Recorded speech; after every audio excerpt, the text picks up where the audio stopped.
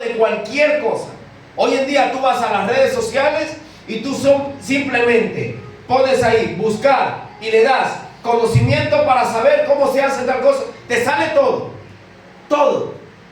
Ya no es como antiguamente que tú tenías que ir a los libros. Hoy en día te metes y al toque de un clic tú aprendes cualquier cosa. Pero al mismo tiempo que estamos en la era del conocimiento, es contradictorio decir, pero es importante saber lo que estamos en la era del desconocimiento. Hay información y hay desinformación, porque la mayoría de la información que hay en las redes no es buena. Hay mucha gente defendiendo la palabra de Dios sin conocer la palabra.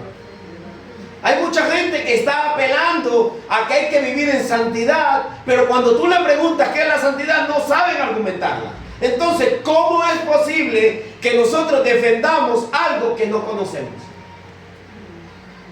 Hay gente que te dice, hay que vivir en santidad y hay que alejarse del pecado. Vale, ¿qué es el pecado?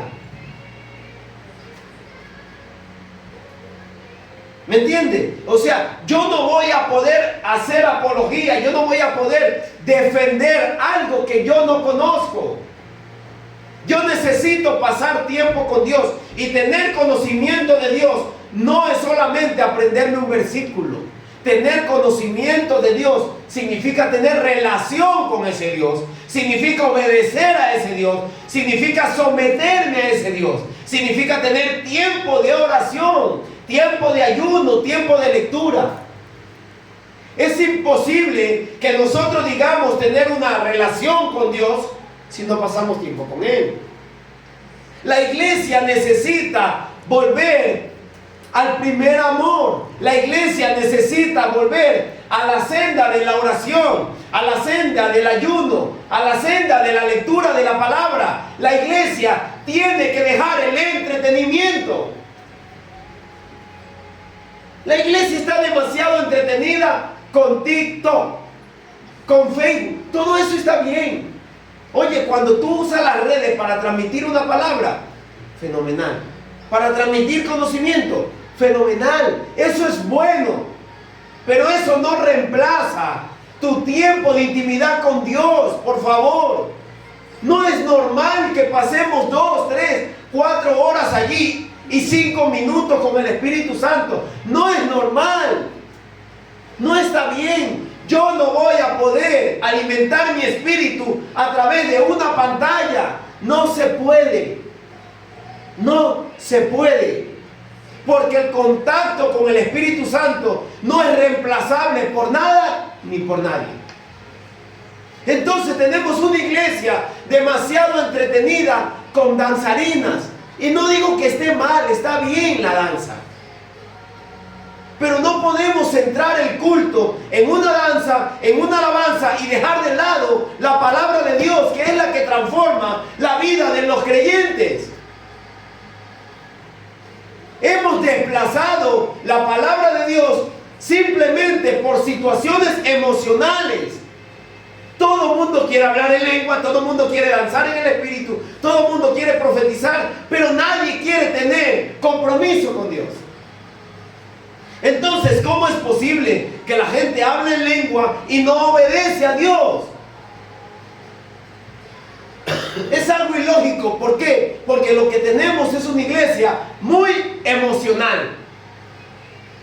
Tenemos una iglesia que le gustan las luces, le gustan los humos, le gustan los cánticos, le gusta dar un saltito, le gusta dar brinquito, pero no le gusta orar.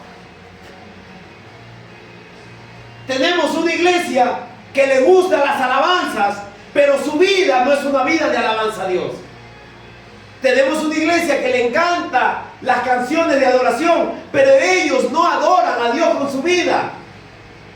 Vivimos en una constante contradicción como cristianos. Decimos amar a Dios, pero nos cuesta leer la Biblia. Decimos amar a Dios, pero no sacamos 5 minutos para leerla. No sacamos momento para consagrarlo a Dios. No sacamos momento para ayunar. No sacamos momento para orar. Entonces, ¿qué clase de amor tenemos hacia Dios? Hacia aquel Jesús que fue a la cruz del Calvario por ti y por mí, justamente por amor. Entonces Jesús habló menos y actuó más. Él dio una enseñanza, pero esa enseñanza iba de acuerdo con su estilo de vida. Hay muchos ministros que se suben a los altares, a los púlpitos, llámenle como quieran, a predicar palabra y a dar enseñanzas de cómo vivir cosas que ellos no viven. Así sí es fácil. Se suben a hablar de oración, de ayuno, de lectura, cuando no practican ellos eso. Entonces, nosotros debemos reconducir. Y así como un día la iglesia necesitó una reforma, hoy en día la iglesia del Señor también necesita una reforma. Pero necesita una reforma interna. La iglesia necesita líderes, hombres y mujeres de Dios, sólidos, que conozcan la palabra de Dios y que la practiquen. Porque es que tenemos líderes que no conocen la Biblia. Tenemos personas con 20 años en el Evangelio que desconocen las Sagradas Escrituras.